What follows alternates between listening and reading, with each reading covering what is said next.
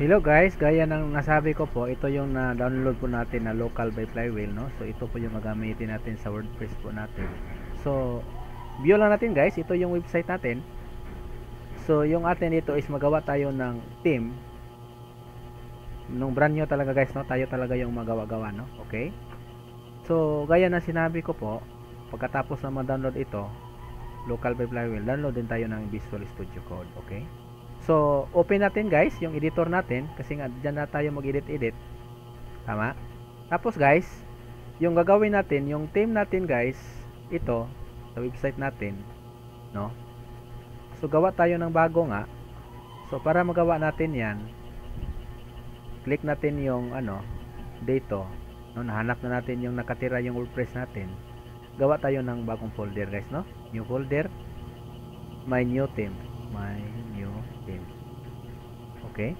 So sa my new theme guys, i-open natin siya sa editor natin ha. So file tayo, open folder. Punta tayo sa this PC. Okay, users, JS, local sites, sample web, app, public, WP content. Kasi nga sa WP content talaga tayo magawa ng themes, no? WP content themes, my new theme, yan yung i-open natin. Okay, so gawa tayo ng new file guys, new file, bagong file, tama? So index.php.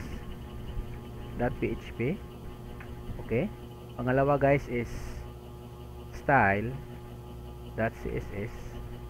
yung pangatlo guys, screenshot.png. okay guys, sa tatlong file na ito guys, pwede na tayo makagawa ng website, no? Pero basic lang, no? At least ito yung basic skeleton ba, no? Index, screenshot, style. So kung pansinin nyo guys, punta tayo dito, type natin wp-admin, wp-admin, yan. Kung i-open natin yan, punta tayo sa appearance, no? So mayroon na ngang my new theme na, di ba? So for the meantime, mayroon na nga siya. Pero kung i-details natin yan, wala pa, no? By anonymous pa. So i-code natin siya dito. Halimbawa dito tayo sa style.css / asterisk / tapos okay, so theme name, my sample lang, new theme. Okay, author, pangalan nyo na rin, version 1.0. okay, control S para ma-savings natin siya. Pagkatapos pwede na natin yung i-refresh. So di ba guys, yung kinode nga natin, lumabas siya, my new theme, no? Pangalan natin lumabas siya, no? Ang gandahan dito guys sa WordPress local installation is kahit walang internet, pwede tayo makapag-practice, no? Okay? So next guys, ano yung gagawin natin? Itong ginawa natin guys, pwede i-activate na natin siya, ha? Activate. Okay, punta tayo. So yung malaking problema guys is yung website natin. Kasi nga ito yun wala pang kalaman naman, inactivate siya natin ito. So tingnan natin kung gumagana nga yung coding natin. Okay, sa index.php guys, gawa tayo. Sample lang po ito. Gumana nga yung setup. Okay, control S lang. Pagkatapos guys, i-saving na natin siya, i-refresh natin. So gumana nga siya. 'Di ba? Kung napapansin niyo po, gumana siya. Sample lang po ito, gumana nga yung setup. Okay, so para gumana pa guys, ito yung gagawin natin, no? Balik tayo, admin. So maggawa tayo ng bagong mga pages guys, no? So add page tayo, sample page, para ikaw at ako ay magsisync po. Okay, dami content lang muna, publish. Okay, tapos pangalawa, sample page. So dami content. Okay, para magsisync tayo guys, add nyo ulit sample page 3, sample page 3, dami ulit, publish. Okay, so balik natin guys. Kung i-click natin yung website natin, iba yung lumalabas, di ba? So sample lang po ito, gumama na nga yung setup. So hindi lumalabas yung ginagawa nating pages guys, no? Kung napapansin po ninyo, di ba? So hindi siya lumalabas. So yung tanong is, paano natin siya ipalabas, di ba? Yung 3 pages natin. So madali lang yan guys. Punta tayo ni index.php, gawa tayo ng example na code. Okay, PHP, ito yung PHP code guys.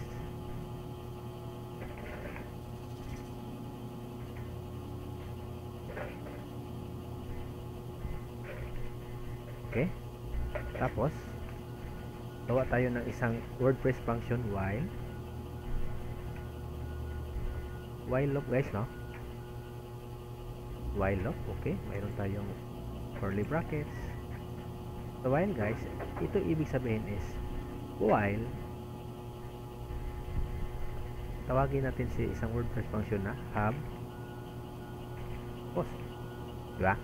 So parenthesis, diba? So pagkatapos guys, ano yung gagawin natin kung as long as mayroong post? Ito yung code natin. So ano yung sunod dito? PHP ulit.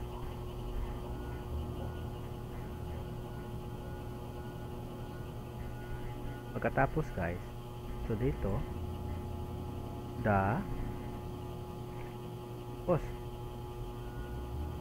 Okay, so yan yung guys, no? So the post yan. So make sure lang dito guys, i-open natin ulit si PHP.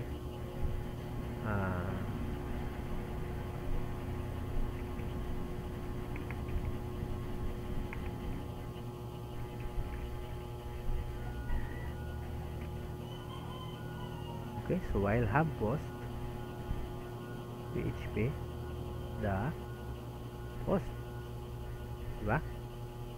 So dito i-close natin si PHP guys. Okay, tama?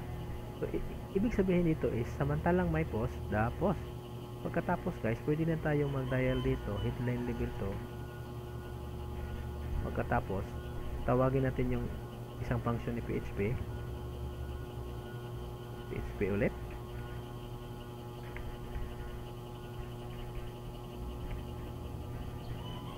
PHP tapos the title.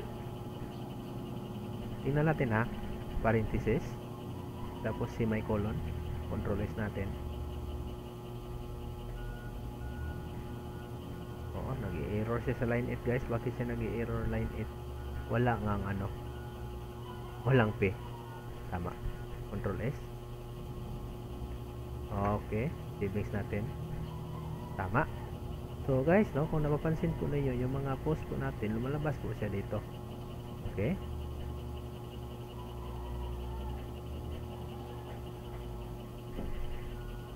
tama guys.